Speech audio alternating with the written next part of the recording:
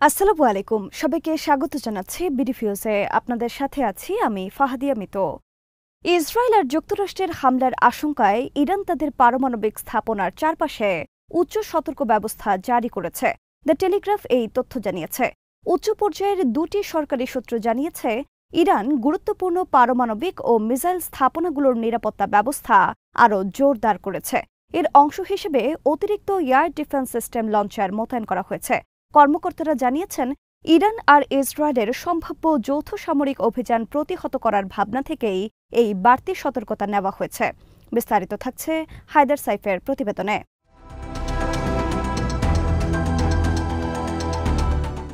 Biden ও Trump উভয় প্রশাসনের অধীনে মার্কিন গোয়েন্দারা সতর্কবার্তা জানিয়ে বলেছে, ইসরায়েল এই বছরই ইরানের পারমাণবিক স্থাপনাকে টার্গেট করে হামলা করতে পারে। একটি সূত্র টেলিগ্রাফকে জানিয়েছে, ইরানি কর্তৃপক্ষ এই ধরনের হামলার অপেক্ষা করছে। প্রতি রাতেই তারা এই ধরনের হামলার আশঙ্কায় থাকে এবং নিরাপত্তা সংশ্লিষ্ট সবকিছুকে সর্বোচ্চ সতর্কতায় রাখা হয়েছে। এমনকি যেসব স্থাপনার ব্যাপারে কেউ জানে না, সেখানেও সতর্ক অবস্থা জারি করা হয়েছে।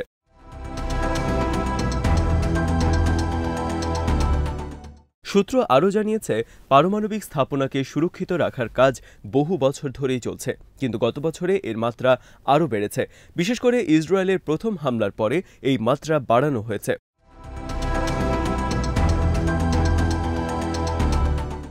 সূত্র বলেছে, ডোনাল্ড ট্রাম্পের মন্তব্য এবং তার প্রশাসনের ইরানে হামলার পরিকল্পনা নিয়ে প্রকাশিত সংবাদসহ সাম্প্রতিক বিভিন্ন ঘটনার পরিপ্রেক্ষিতে নিরাপত্তা জোরদারের প্রক্রিয়া আরও জোরদার হয়েছে। ইসরায়েল আর ইরান বহু বছর ধরেই একটা ছায়াযুদ্ধে লিপ্ত আছে। বিশেষ করে ইরানের প্রক্সি শক্তিগুলোর বিরুদ্ধে সরাসরি সংঘাতে জড়িয়েছে ইসরায়েল।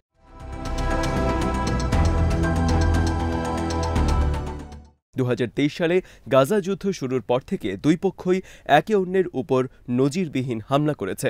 গত বছরের অক্টোবরে ইরান ইসরায়েলের ওপর 200 মিসাইল দিয়ে হামলা চালিয়েছিল। জবাবে ইসরায়েল ইরানে বিমান হামলা করেছিল।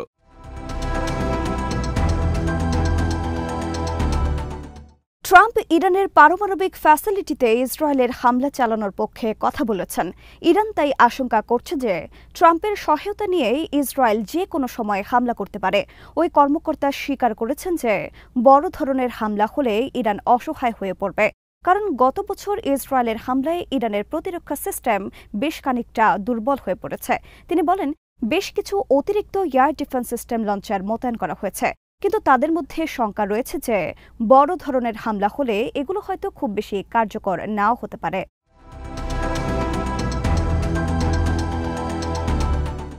ইরান নিজস্বভাবে এয়ার ডিফেন্স সিস্টেম তৈরি করেছে। পাশাপাশি পারমাণবিক স্থাপনা সুরক্ষার জন্য তাদের রাশিয়ান S-300 সিস্টেম রয়েছে, কিন্তু ইসরায়েলের অত্যাধুনিক অস্ত্রের মোকাবেলায় এগুলো যথেষ্ট সুরক্ষা দিতে পারবে না বলে ধারণা করা হয়। এই পরিপ্রেক্ষিতে S-400 মিসাইল সিস্টেম দ্রুত সরবরাহের জন্য রাশিয়াকে চাপ দিচ্ছে ইরান।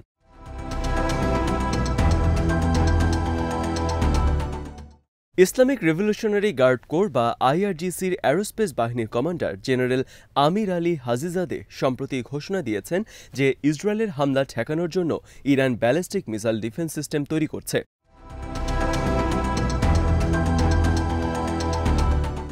তিনি বলেন, সাম্প্রতিক কিছু ঘটনায় আমাদের অ্যান্টি ব্যালিস্টিক সিস্টেমের কিছু ক্ষতি হয়েছে। এই ঘটনায় বোঝা গেছে যে আমাদের ব্যালিস্টিক প্রতিরক্ষা খাতে ঘাটতি রয়েছে। তিনি বলেন, আমি IRGC কমান্ডার হোসেন সালামি এবং ইরানের সশস্ত্র বাহিনীর chief of staff commander Mohammad বাঘিরি যখনই সর্বোচ্চ নেতার সাথে বৈঠক করেছি, প্রতিবারই তার প্রথম প্রশ্ন ছিল, কি ঘটেছিল, এখন এটা কি অবস্থায় আছে।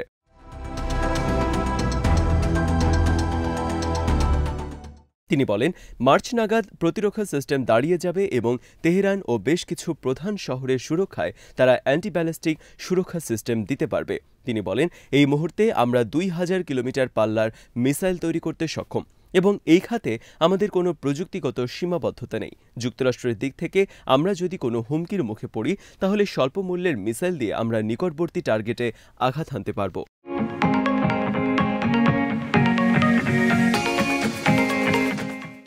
হামাস ও হিজবুল্লার মতো ইরানের প্রক্সি শক্তিগুলোর ওপর ইসরায়েলের বিজয়ে, তেহরানের প্রধান মিত্র সিরিয়ার বাশার আল আসাদের পতন এবং আঞ্চলিক বিভিন্ন পরাজয়ের মুখে ইরান সরকার বেশ খানিকটা দুর্বল হয়ে পড়েছে। এইসব ক্ষতির কারণে ইরানের ভেতরে মত ভিন্নতা বাড়ছে এবং ক্ষমতায় পরিবর্তন আসতে পারে বলে অনেকে মনে করছেন।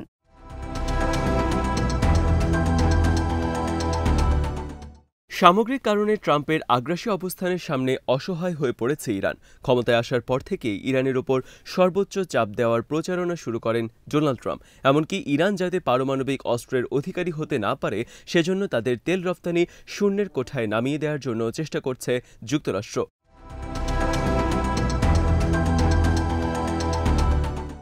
ইসরায়েলের প্রধানমন্ত্রী বেনিয়ামিন নেতানিয়াহু সম্প্রতি বলেছেন যে ট্রাম্পের সহায়তা নিয়ে তার সরকার ইরানের ব্যাপারে কাজটা শেষ করবে। বিশ্লেষকরা বলছেন, যুক্তরাষ্ট্রের সহায়তা না পেলে ইসরায়েলের একার পক্ষে ইরানের পারমাণবিক কর্মসূচি ধ্বংস করা সম্ভব হবে না।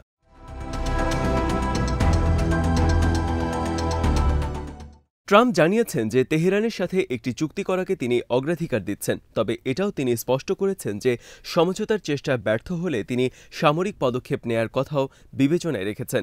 ইরানের কর্মকর্তা দ্য টেলিগ্রাফকে বলেছেন যে তেহরানের মধ্যে একটা শঙ্কা কাজ করছে যে যুক্তরাষ্ট্র হয়তো ইসরায়েলের সাথে যুক্ত হয়ে বড় ধরনের হামলা চালাতে পারে, যে হামলা ইরানের অস্তিত্বকে বিপদের মুখে ঠেলে দেবে। মার্কিন জাতীয় নিরাপত্তা উপদেষ্টা মাইক ওয়ালটজ সম্প্রতি বলেছেন, সবগুলো বিকল্প বিবেচনায় রয়েছে ওয়াশিংটনের।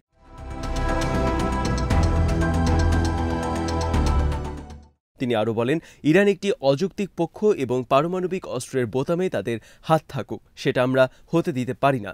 ট্রাম্প ইরানের সাথে আলোচনায় রাজি আছেন, তবে শর্ত হল ইরানকে তাদের পুরো পারমাণবিক কর্মসূচি পরিত্যাগ করতে হবে এবং এটা নিয়ে কোনো কৌশল খাটানো চলবে না, যেমনটা আগে আমরা ইরানকে করতে দেখেছি।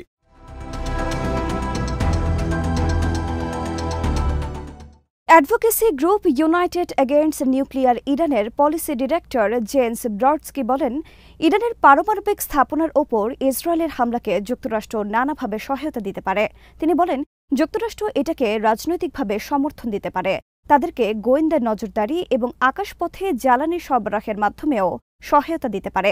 আবার যুক্তরাষ্ট্র ইসরায়েলকে অত্যাধুনিক যুদ্ধাস্ত্র ও সরবরাহ জানও দিতে পারে, যাতে ইরানের পারমাণবিক কর্মসূচি ধ্বংস করা সহজ হয়।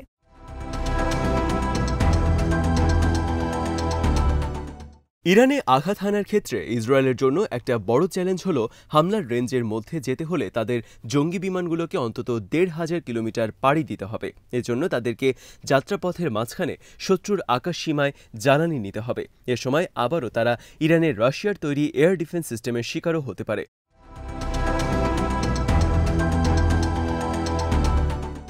ব্রডস্কি বলেন, তবে ইসরায়েলের সাথে সরাসরি অভিযানে অংশ নেয়ার বিষয়টিও সবসময় যুক্তরাষ্ট্র বিকল্প হিসেবে মাথায় রাখবে। তিনি আরও বলেন, ইরান সরকার এই বিকল্প সম্ভাবনাগুলো খুবই উদ্বেগের সাথে লক্ষ্য করছে। মার্কিন মিডিয়াগুলো এই বিষয়ে প্রতিবেদন প্রকাশ করেছে এবং মার্কিন গোয়েন্দা বিশেষজ্ঞরা তাদের বিশ্লেষণে বলেছেন যে ইসরায়েল পারমাণবিক কর্মসূচিতে এই বছরই ইরানে হামলার জন্য প্রস্তুত। এগুলো দেখার পর স্বাভাবিকভাবেই ইরানের উৎকণ্ঠা আরও বেড়ে গেছে।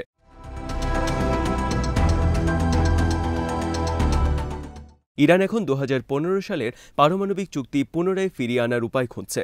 ২০১৮ সালে ট্রাম্প এই চুক্তি থেকে একতরফাভাবে বেরিয়ে যান। এখন যুক্তরাষ্ট্র পুরোপুরি পারমাণবিক কর্মসূচি পরিত্যাগের জন্য ইরানকে চাপ দিচ্ছে।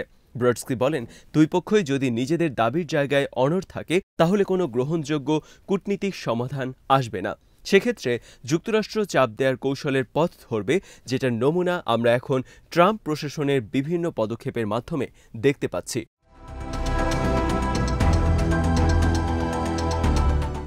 আজ এখানে শেষ করছি। সবাই ভালো থাকুন, সুস্থ থাকুন আর দেখতে থাকুন বিডিভিউজ। চ্যানেলটি ভালো লাগলে সাবস্ক্রাইব করুন, সংযুক্ত থাকুন আমাদের ফেসবুক পেজে। আল্লাহ হাফেজ।